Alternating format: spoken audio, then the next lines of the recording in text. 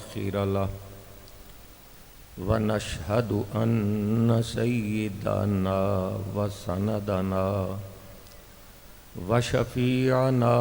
وطبيبنا وطبيب قلوبنا ملجانا ومأوانا أعلانا وأولانا محمدا عبده ورسوله وعلى آله وأصحابه وأهل بيته وذرياته أجمعين أما بعد فقد قال الله تبارك وتعالى في القرآن المجيد والفرقان الحميد لقد من الله على المؤمنين إذ بعث فيهم رسولا يتلو عليهم آياته ويزكيهم ويعلمهم الكتاب والحكمة وإن كانوا من قبل لفي ضلال مبين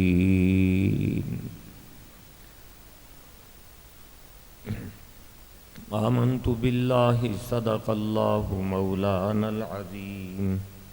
وصدق رسوله النبي الأمين الكريم ونحن على ذلك لمن الشاهدين والشاكرين والحمد لله رب العالمين يا صاحب الجمال ويا سيد البشر من وجهك المنير لقد نور القمر لا يمكن الثناء كما كان حقه بعد الخدا بزرگ توئی قصہ مختصر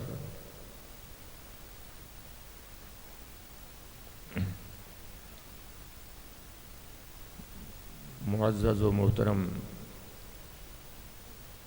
استاد الحفاظ جناب محترم قبلہ حافظ محمد اعجاز صاحب قادری، جناب محترم حافظ محمد یار صاحب خطیب مرکزی جامعہ مسجد اڑکانہ شریف، دیگر علماء کرام، ثنا خانان رسول اور انتہائی عزت و احترام کے لائق سامعین و حاضرین، آج 12 ربیع النور شریف کا دن ہے۔ یہ وہ خاص دن ہے جس میں ہمارے آقا ہمارے درمیان تشریف لائے، اور اگر پیارے محبوب دنیا میں تشریف نہ لاتے تو اہل سنت و جماعت کا عقیدہ یہ ہے کہ دنیا میں کچھ بھی نہ آتا، نہ نمازیں ہوتی، نہ روزے ہوتے، نہ عیدیں ہوتی، نہ شب برات ہوتی، نہ لیلۃ القدر ہوتی۔ یہ سب کچھ ہمیں اپنے محبوب کے صدقے سے ملا ہے۔ اور پھر ہمارے آقا نے جمعہ کے دن کو سید الایام ارشاد فرمایا کہ ہفتے کے 7 دن ہوتے ہیں، اور 7 دنوں میں سب سے افضل دن اور سردار دن جمعہ کا دن ہے۔ پھر حضور نے اس دن کی ایک اور فضیلت ذکر کی۔ آقا فرماتے ہیں کہ اس جمعۃ المبارک کو حضور نے عید کا نام اور انعام عطا کیا. فرمایا جتنی خوشی اور برکتیں سال کے بعد عید والے دن میری امت پر نازل ہوتی ہیں، اتنی ہی برکتیں جمعے کے دن میں بھی اللہ تعالیٰ میری امت پر نازل فرماتا ہے. اور پھر دوستو، آج صرف جمعہ ہی نہیں، 12 ربیع الاول شریف بھی ہے. تو گویا آج صرف جمعہ والی عید نہیں، حضور کے تشریف لانے والی بھی عید ہے. اور پھر اس کو عنوان اہل محبت نے کیا دیا کہ عیدوں کی عید ہے. اور پھر اعلیٰ حضرت عظیم البرکت نے بڑی خوبصورت بات کی، اور اعلیٰ حضرت سے تو ہم سارے واقف ہیں، آپ کی محبت سے ہم آگاہ ہیں، آپ کی حضور سے نسبت اور عشق سے ہم سارے واقف ہیں کہ اعلیٰ حضرت کا قلم جس طرف بھی بڑھتا تھا حضور کی محبت اور عشق میں ہی کھلتا تھا اور بند ہوتا تھا. عاشق رسول مجدد دین و ملت اعلیٰ حضرت فاضل بریلی رحمت اللہ تعالی علیہ نے حضور کی بارگاہ میں جو ہدایت کے بخشش کا گلدستہ پیش کیا، جس میں حضور کی نعتیں ہیں، اگر کوئی بندہ وہی پورا اول سے آخر پڑھ دے، احسان کا لفظ ذکر نہیں کیا، حالانکہ احسان کا لفظ بھی قرآن کریم میں کئی مقامات پر موجود ہے. اور اللہ تعالیٰ جب والدین کی بات کرتا ہے کہ اے میرے بندو، تم اپنے والدین کا احسان بجا لاؤ، یعنی شکر کرو کہ تمہارا وجود تمہارے ماں باپ کی برکت سے اس دنیا میں موجود ہے. اس لیے ماں باپ کا احسان لازم اور ضروری قرار دیا، اور قرآن میں کئی مقامات پر یہ ذکر کیا، وَبِالْوَالِدَيْنِ احسانا، اے ایمان والو اپنے والدین کے شکر گزار بندے بن کر رہو. یعنی احسان کا لفظ قرآن نے ذکر کیا ہے، لیکن تھوڑے تھوڑے احسانوں میں، چھوٹے احسانوں میں، لیکن جب محبوب کے آنے کی بات کی، آپ کی بعثت کی بات کی، اور آپ کے جشن ظہور کی بات کی، تو احسان کا لفظ نہیں ذکر کیا، بلکہ منن کا لفظ ذکر کر کے ہمیں یہ بتایا کہ میرے بندو، یہ چھوٹا موٹا احسان نہیں، میرے محبوب کا تمہارے اندر جلوہ فرما ہونا یہ بہت بڑا احسان ہے. اور اتنا احسان ہے کہ تم ساری زندگی بھی اس احسان کا شکر کرتے رہو، تو تم پورا حق میرے محبوب کی بعثت کا اور تشریف لانے کا اور تمہارے اندر ظہور فرمانے کا حق ادا نہیں کر سکتے. اس لیے اللہ تعالیٰ نے ہمیں لَقَدْ مَنَّ اللَّهُ عَلَى الْمُؤْمِنِينَ کا لفظ ذکر کر کے ہمیں یہ بات سمجھا دی کہ اے میرے بندو، میرے محبوب کا آنا تم پر بہت بڑا احسان اور فضل ہے. اور اس احسان اور فضل کو اگر تم اپنی زندگی میں رکھ لو تو دوستو، آج تک جتنی امتیں نبیوں کی آئیں، جتنے نبی اس دنیا میں آئے، جتنی اللہ نے اپنے محبوب کی امت کو عظمت عطا کی ہے، اتنی عظمت و توقیر کسی نبی کی امت کو عطا نہیں کی. جیسے ہمارے آقا افضل الرسل ہیں، ایسے ہی حضور کی امت بھی افضل الامم ہے. حضور کی امت میں داخل ہو جانا یہ کوئی معمولی انعام نہیں ہے، یہ بہت بڑا انعام ہے جو اللہ تعالیٰ نے ہمیں عطا کیا. دوستو، یہ ایک اصولی بات ذرا ذہن میں رکھو کہ عالم ارواح میں جب اللہ تعالیٰ نے ایک بہت بڑا عام جلسہ کیا تھا، جس کا ذکر قرآن کریم کے نام پارہ میں موجود ہے، اللہ تعالیٰ وہاں ذکر فرماتا ہے، اور وہاں اللہ تعالیٰ نے اس جلسہ عام میں ہر ایک روح کو بلایا، اور بلا کے عالم ارواح میں ہر ایک روح سے خطاب کیا قرآن اسے جلسہ عام کہتا ہے۔ اس جلسہ عام میں آپ کی روحیں بھی تھیں، میری روح بھی تھی، انبیاء کی ارواح بھی تھیں، اولیاء اور صلحاء کی روحیں بھی تھیں۔ جس زمانے میں اللہ عالم ارواح میں خطاب کر رہا تھا تو سب کو خطاب کرتے ہوئے مخاطب کیا، اور اللہ تعالیٰ نے قیامت تک جو ہماری نسلوں میں سے لوگ آئیں گے جو ابھی اس دنیا میں تشریف نہیں لائے، ان کی روحیں بھی اس وقت موجود تھیں جب اللہ تعالیٰ عالم ارواح میں ایک جلسہ عام میں خطاب فرما رہا تھا۔ تو اس وقت اللہ تعالیٰ ہر ایک روح کو اعلان کر رہا تھا۔ اور دوستو، قرآن کریم میں جہاں نام پارہ میں وہ ذکر وعدہ الست کا کیا گیا ہے، اتنی خوبصورت تعلیم دی اللہ تعالیٰ نے قرآن کریم میں۔ فرمایا کہ جب تمہاری روحیں میرے سامنے تھیں اور میں نے تم سے یہ پوچھا تھا الست بربکم، اے روحو مجھے بتاؤ کہ کیا میں تمہارا رب نہیں ہوں؟ اللہ تعالیٰ نے ہر روح سے پوچھا، آپ کی روحوں سے بھی، میری روح بھی، قیامت تک آنے والی ہر ذی روح کی روح سے پوچھا، تو ساری روحیں خاموش رہیں، کوئی روح نہیں بولی۔ اب اللہ تعالیٰ نے پھر سوال فرمایا الست بربکم، اے عالم ارواح میں تمام روحوں، میں تم سے پوچھ رہا ہوں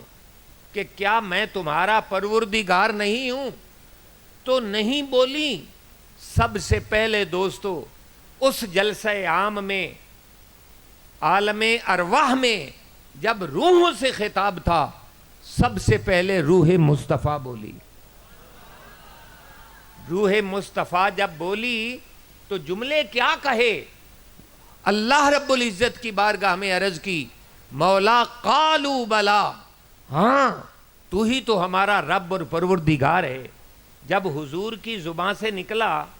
تو ہر ایک نے پیچھے سے پکارا قالوا بلا، ہاں مولا، اب ہمارے آقا نے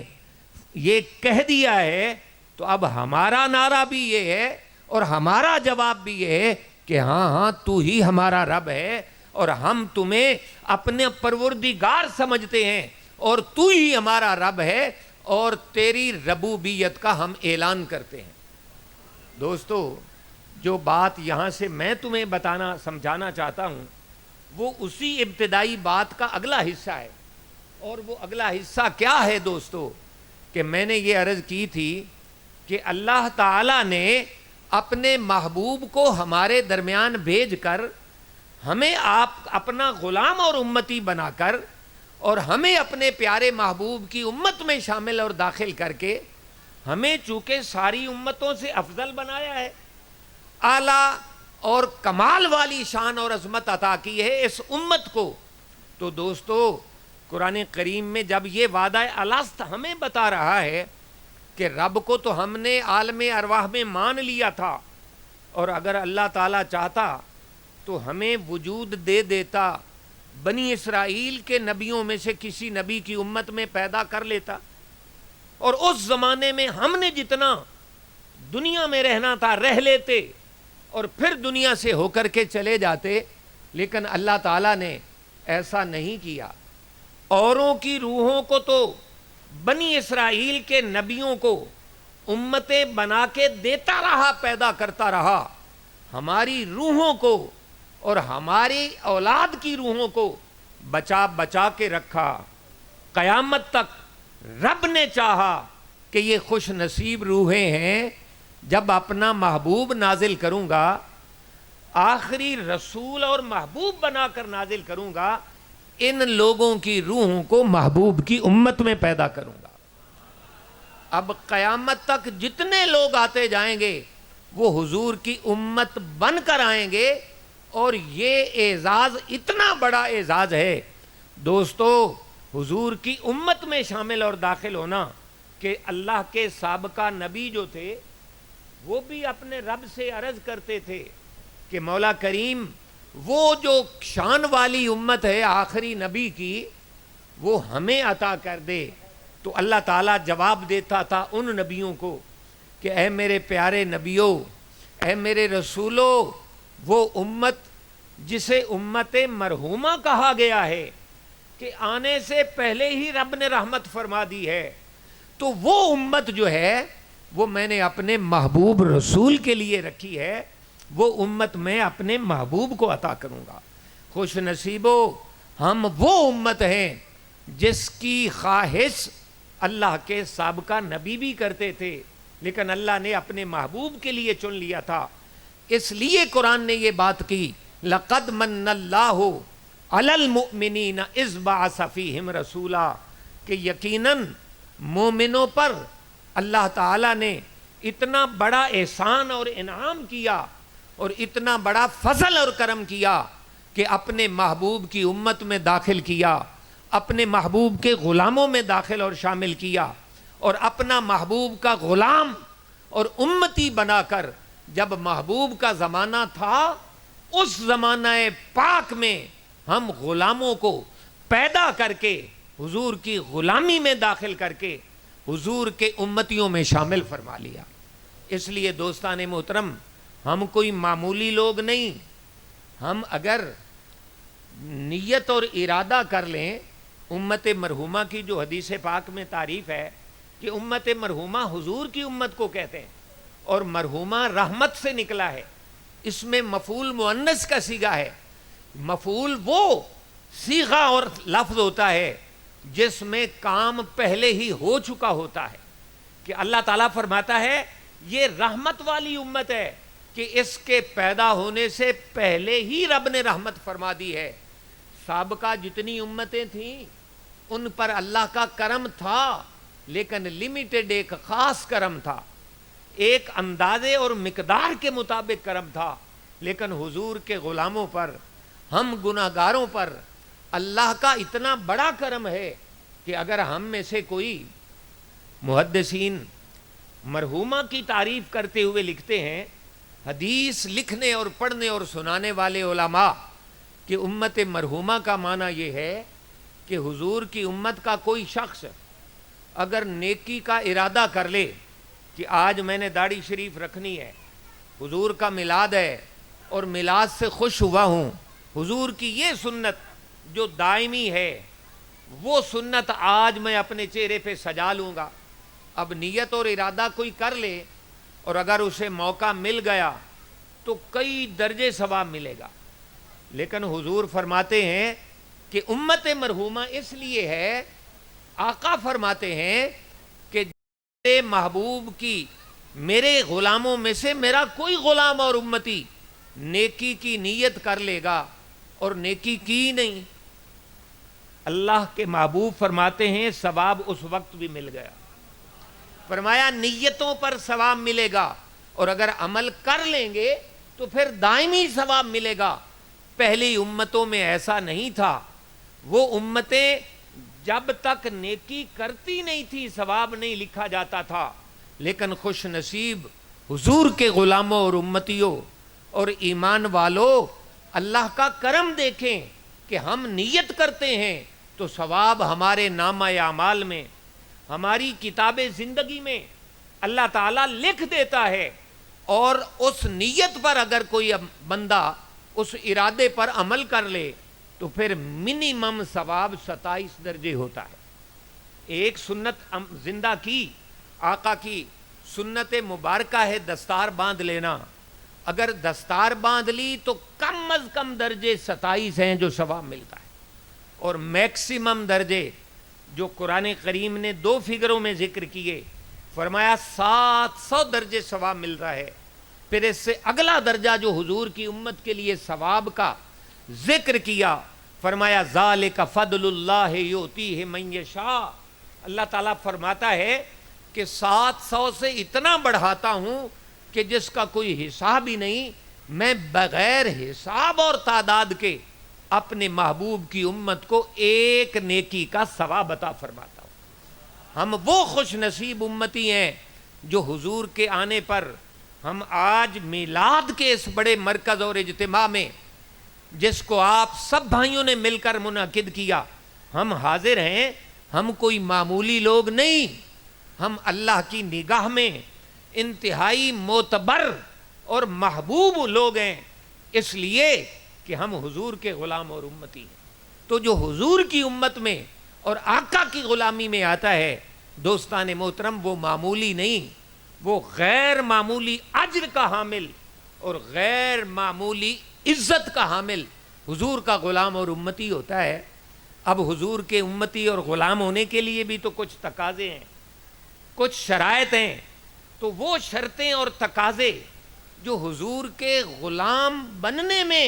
ہم پر لازم ہوتے ہیں، وہ تقاضے بھی اس امت نے پورے کرنے ہیں۔ اور اس امت میں حضور کے غلاموں میں اگر ساری آقا کی سیرت طیبہ کو ہم اپنی زندگی میں داخل کرنا چاہیں تو اس کا طریقہ کار یہ ہے کہ ہم ایک ایک سنت اپنی زندگی میں داخل کرتے جائیں۔ حضور کا ایک عمل اپنی زندگی میں داخل کر لیا، پھر کچھ دنوں کے بعد اس سنت، پہلی سنت کی برکت سے دوسری سنت سے محبت اور شوق ہو جاتی ہے، بندہ وہ بھی اپنی زندگی میں پیدا کر لیتا ہے۔ اور اسی طرح اگر ہر میلاد پر ایک ایک سنت حضور کے غلام ہونے کے ناطے آپ کی تعلیم کو اپنی زندگی میں داخل کرتے رہیں تو یقیناً بہت ساری سنتوں کے ہم عامل بنیں گے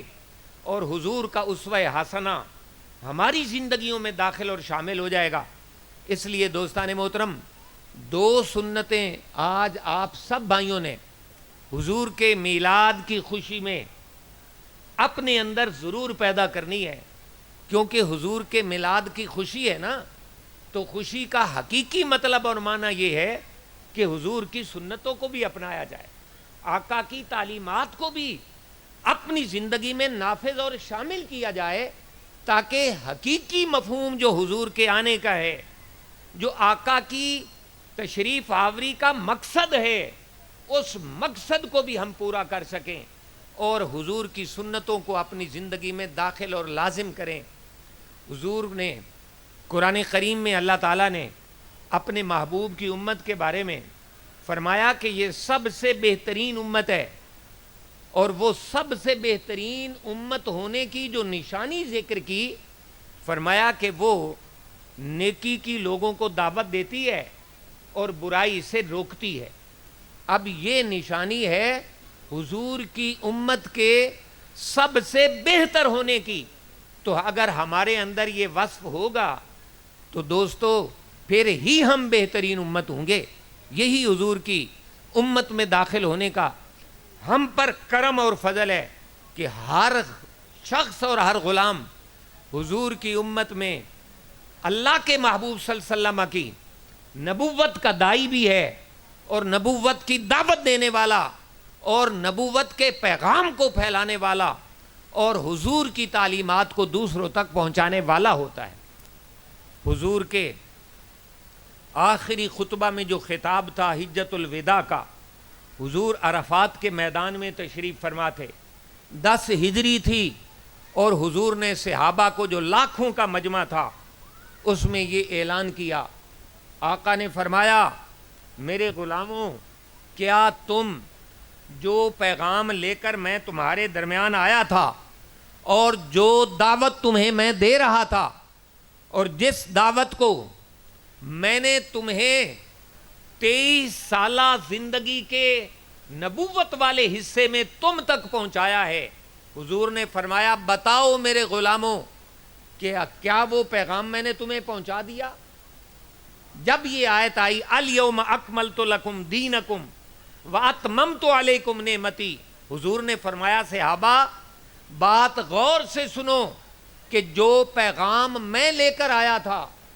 23 سالہ زندگی میں نے تمہیں پہنچا دیا۔ صحابہ نے جب بات سنی سب نے لبیک کہا، حضور آپ نے پہنچا دیا۔ حضور خوش ہوئے، خوش ہونے کے بعد آقا نے ایک اور بات ذکر کی، اور بات ذکر یہ کی دوستان محترم کہ آقا فرمانے لگے اگر تمہیں وہ بات سمجھ آ گئی جو میں تمہیں سمجھانا چاہتا تھا تو پھر میرا حکم یہ ہے کہ یہ بات جو یہاں موجود نہیں ہیں، نہیں آ سکے حج میں، تو یہ بات ان تک پہنچا دو کہ دین کی تبلیغ کا کام آج ہی سے تم شروع کر دو۔ تو سارے سیرت نگار لکھتے ہیں کہ جب حضور نے یہ اعلان کیا تو جس صحابی کی سواری کا منہ جس طرف تھا وہ اسی طرف ہی چل پڑا اور حضور کے دین کی تبلیغ کا کام شروع کر دیا۔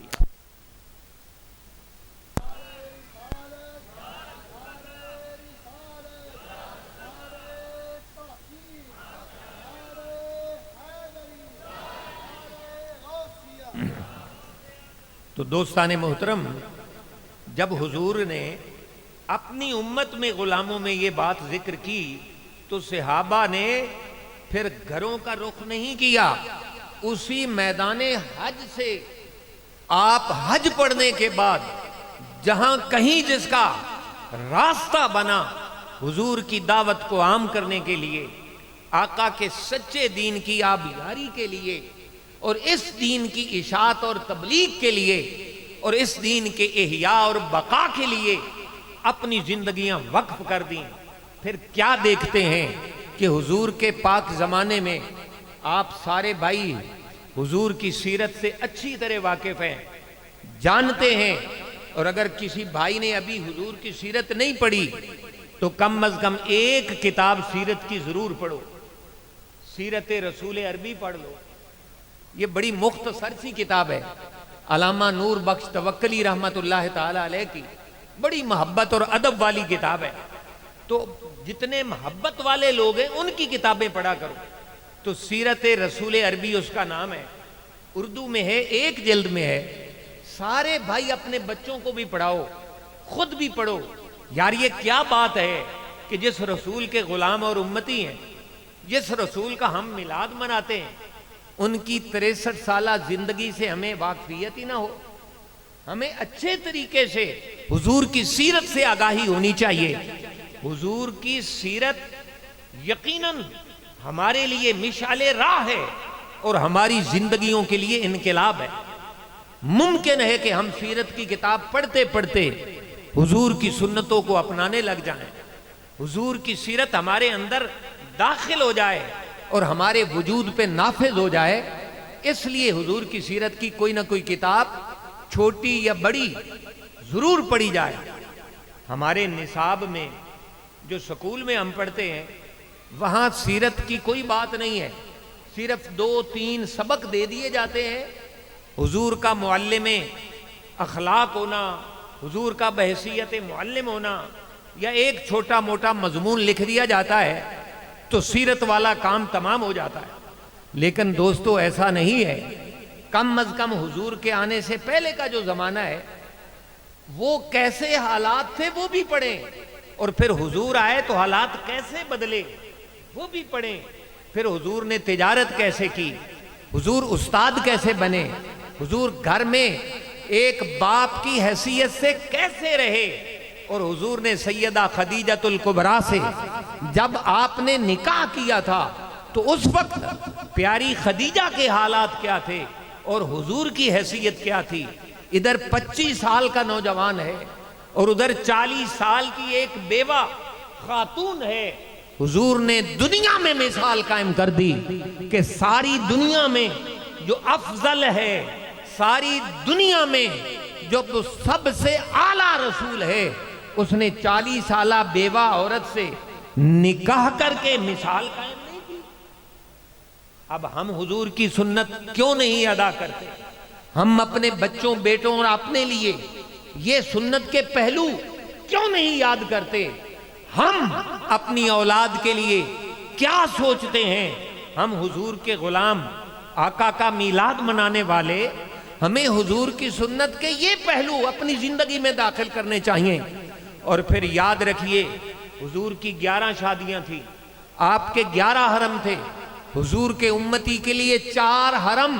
ایک وقت میں جائز ہیں۔ لیکن دوستان محترم،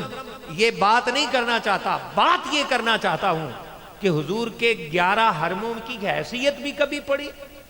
حضور کی ازواج کے نام بھی کبھی یاد کیے۔ او میرے بھائیوں، کبھی ان کی عمروں سے بھی تعلق ہوا یا نہیں ہوا؟ میں یہ کہنا چاہتا ہوں حضور کی 11 شادیاں تھیں، ایک شادی حضور کی ایسی شہزادی اور بیوی سے تھی ام المومنین جو مومنوں کی مائیں تھی۔ قرآن نے حضور کی گھر والیوں کو قیامت تک آنے والی پوری امت کی ماں قرار دیا ہے۔ امہات المومنین النبی اولا بالمومنین ومن انفسہم، تو حضور کی ازواج جو ہیں وہ مومنوں کی مائیں ہیں۔ حضور نے مائیں فرمایا تو ہماری مائیں جنہیں قرآن نے ہماری مائیں قرار دیا وہ ہماری مائیں ہیں۔ حضور کی ان بیویوں میں سے 10 نکاح ایسے تھے جو بیوہ اور مطلقہ سے تھے، ایک نکاح ایسا تھا جس کا پہلے نکاح نہیں ہوا تھا، سیدہ عائشہ طیبہ طاہرہ ام المومنین سلام اللہ علیہا۔ یہ سنتیں کس نے ادا کرنی؟ یہ آقا کی سیرت کا پہلو۔ ہم اگر میلاد منا کر سارا سال خاموش ہو جاتے ہیں اور حضور کی سیرت کو اپنے اوپر نافذ نہیں کرتے تو اس دین کا غلبہ کون کرے گا؟ اور اس دین کو غالب جھوٹے دینوں پر کون کرے گا؟ دوستو، حضور کے آنے کا مقصد قرآن نے ذکر کیا ہے سورہ فتح کے آخری رکوع میں، فرمایا میرا محبوب اس لیے آیا ہے لِيُظْهِرَهُ عَلَى الدِّينِ كُلِّهِ، کہ جتنے جھوٹے دین پیدا ہو رہے ہیں ان جھوٹے دینوں پر حضور کے دین کو غالب کیا جائے۔ غالب کیسے ہوگا؟ صرف باتیں سن کر یا صرف میلاد کے جلوس نکال کر؟ دوستو، یہ محبت جائز ہے، یہ انداز ہمارا درست ہے، لیکن حقیقی غلبہ سچے دین کا تب ہوگا جب اس دین کو اپنے وجود پہ نافذ کریں گے، اپنے آپ کو اس دین کا عامل بنائیں گے، اور پھر اس نور والے دین کی دعوت اپنے بیٹوں کو، بھائیوں کو، گھر والوں کو، محلے والوں کو دیں گے۔ دیکھیں، آپ کی یہ بستی ہے ماشاءاللہ 374 گاف میں اڑکانہ شریف، اور میں بھی الحمدللہ آپ کے پڑوس میں ہی رہتا ہوں، اگرچہ میں اب فیصل آباد میں پڑھنے پڑھانے کے سلسلے میں آتا جاتا ہوں، میں بھی کوئی دور کا نہیں۔ الحمدللہ آپ کا گاؤں کوئی معمولی گاؤں نہیں ہے، یہ شروع سے ہی بڑی محبت والا گاؤں ہے، بڑے پیار والا گاؤں ہے۔ ہمارے زمانے میں جب ہم پڑھتے تھے، حافظ عالمگیر صاحب ہمارے کلاس فیلو ہیں ماشاءاللہ، ان کا شہزادہ بیٹھا ہے، قبلہ حافظ محمد یار صاحب، انہوں نے ہمارے ساتھ مل کر حفظ کیا، اور یہ بہت سارے دوست ہمارے ساتھیوں اور کلاس فیلوز میں سے ہیں۔ ہم اس زمانے سے آپ کے گاؤں کو جانتے ہیں کہ یہاں لڑائی جھگڑا نہیں ہے،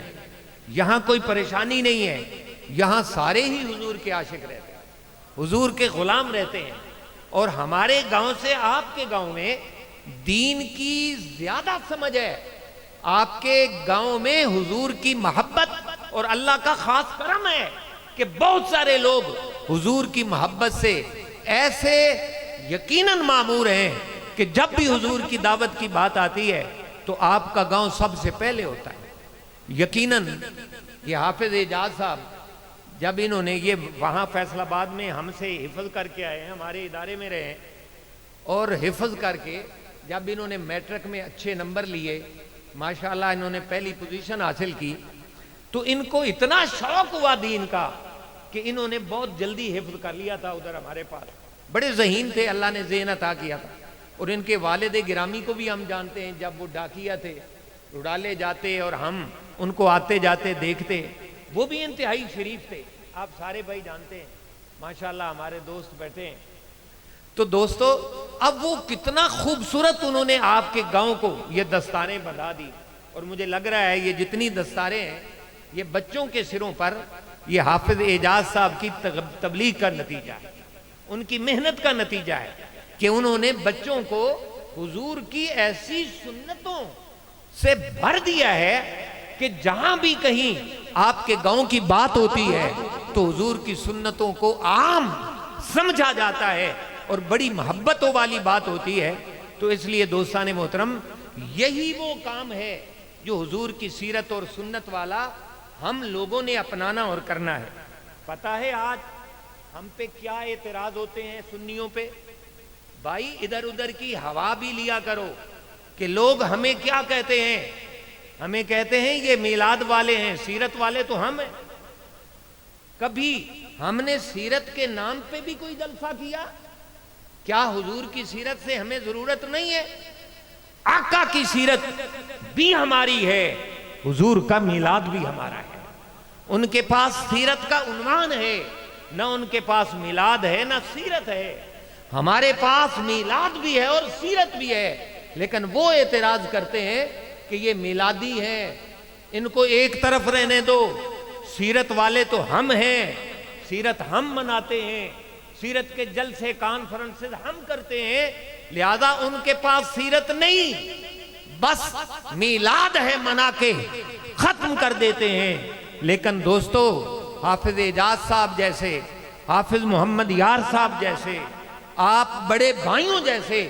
اگر لوگ ہمارے درمیان، آپ کے درمیان موجود ہوں گے تو ہم سیرت والے بھی ہیں اور حضور کے میلاد والے بھی۔ لبیک لبیک لبیک یا رسول اللہ، لبیک لبیک لبیک یا رسول اللہ، لبیک لبیک لبیک یا رسول اللہ، لبیک لبیک۔ دوستان محترم، اب دیکھیے ہم نے حضور کے میلاد کو بھی منانا ہے اور حضور کی سیرت کو بھی اپنانا ہے۔ جب یہ پہلو ہمارے اندر آئے گا، حضور کی خوبصورت سیرت کے پہلو، ایک ایک سنت بیٹے، ہر ایک شخص آج اس مجلس میں، ہمارے میلاد کے اس مرکز میں،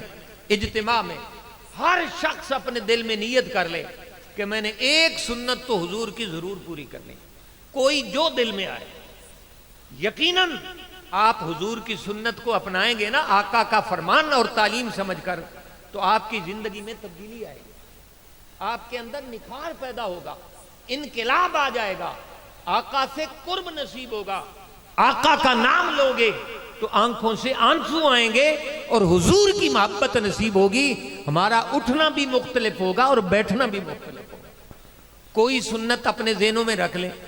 مثال کے طور پہ کہ حضور کے لیے آپ آقا کے میلاد کی خوشی منانے کے لیے سارے بھائی ہاتھ کھڑا کرو، کوئی نہ کوئی سنت جو چاہیں، سلام میں پہل کرنی ہے، کوئی کہے میں مسواک کیا کروں گا، میں ٹوپی رکھا کروں گا۔ دوستو، جب اس طریقے سے میلاد منائیں گے تو اس کا رنگ ہی کچھ اور ہوگا۔ اگلے سال جب ملائیں گے تو ایک اور سنت داخل کر لینا، تو پھر جو آہستہ آہستہ جب حضور کی سنتیں اپنائیں گے، میلاد بھی ہوتا رہے گا، آقا کی سیرت بھی،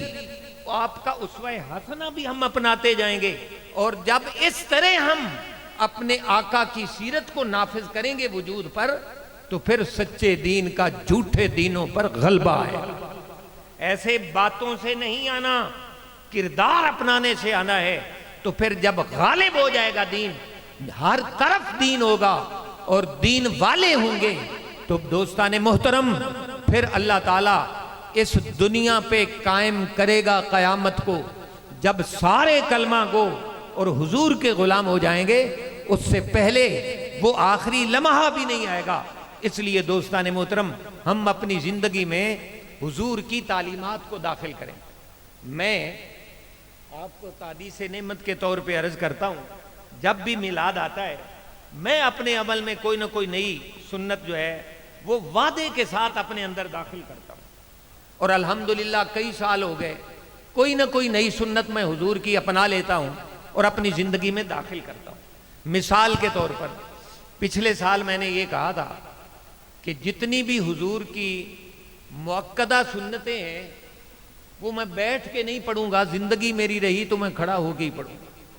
اب الحمدللہ میں پڑھتا ہوں، رب نے طاقت بھی دے دی، قوت بھی دے دی، اب وہ چھوٹتی بھی نہیں، اب میں کھڑے ہو کے پڑھتا ہوں۔ اسی طرح حضور کی کوئی نہ کوئی سنت اپنے ساتھ ایسے ملا لو کہ وہ ہماری زندگی کا حصہ ہی بن جائے۔ یہ مسواک والی سنت حضور فرماتے ہیں کہ اگر مجھے اپنی امت پر یہ شاق اور مشکل نہ گزرتی اور لگتا کہ ان پر مشکل ہو جاتا، تو فرماتے ہیں مسواک بھی فرض قرار دے دیا جاتا، اس لیے کہ مسواک کرنے سے 70 بیماریاں دور ہو جاتی ہیں۔ اگر 5 وقت اگر کوئی حضور کا امتی مسواک اپنی جیب میں رکھتا ہے اور استعمال کرتا ہے اور کرتا ہے تو 1 2 4 5 10 نہیں 70 بیماریوں کا علاج ہے۔ دوستو حضور کی سنتوں کو اپنانے میں کوئی نقصان تو نہیں، کوئی گھاٹا تو نہیں، کوئی خسران تو نہیں، فائدہ ہی فائدہ اور برکت ہی برکت ہے۔ آپ اس حوالہ سے اور اس ذریعے سے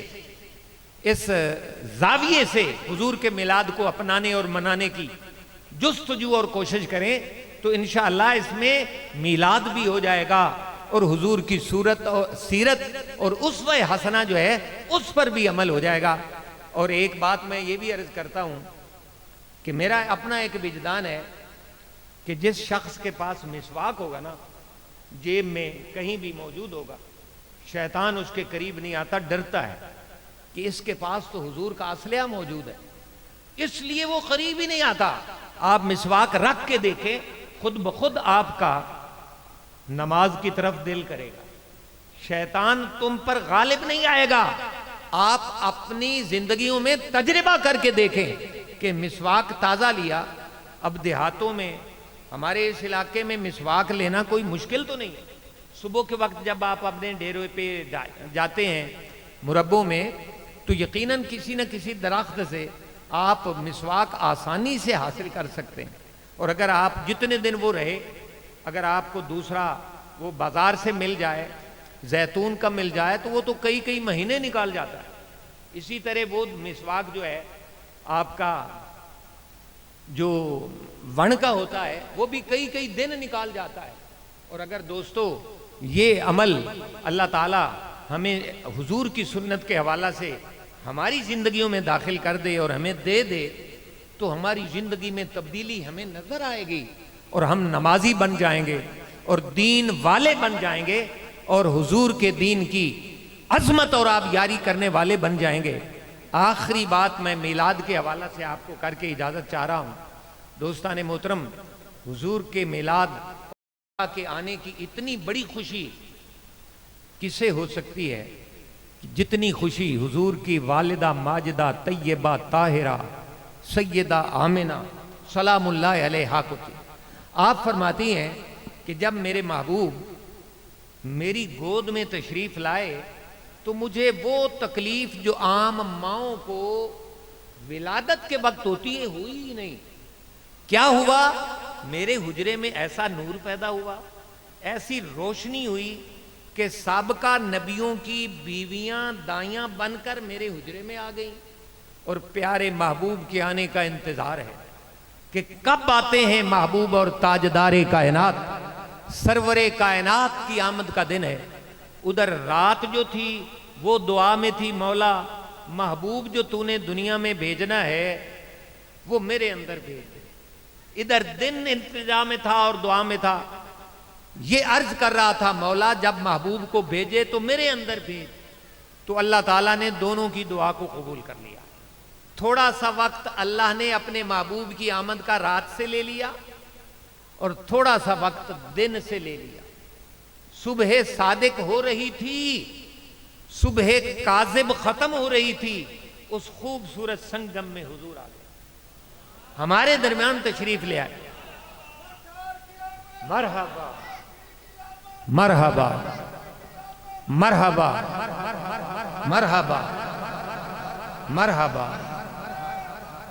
مرحبا۔ تو اللہ تعالیٰ نے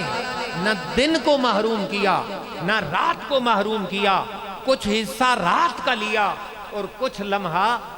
دن کا لیا، اور ان دونوں لمحوں میں محبوب کو دنیا میں نازل فرما دیا۔ آپ کی والدہ ماجدہ فرماتی ہیں کہ جب میرے کمرے میں اتنا نور اور روشنی ہوئی، کیا دیکھتی ہوں کہ تاجدار کائنات میری گود میں سجدہ کرتے ہوئے پائے گئے، اور میں نے دیکھا، اپنا کان لگایا اپنے محبوب کے سجدے کی طرف، تو یوں نظر آیا کہ وہ فرما رہے ہیں رب سلم امتی رب سلم امتی۔ اعلیٰ حضرت نے اسی لیے پہلے سجدے کے بارے میں کہا جن کے سجدے کو محراب کعبہ جھکی، ان بموں کی لطافت پہ لاکھوں سلام۔ تو دوستان محترم، حضور قبلہ محترم اکرام الحق صاحب تشریف لا رسول اللہ لبیک لبیک لبیک یا رسول اللہ لبیک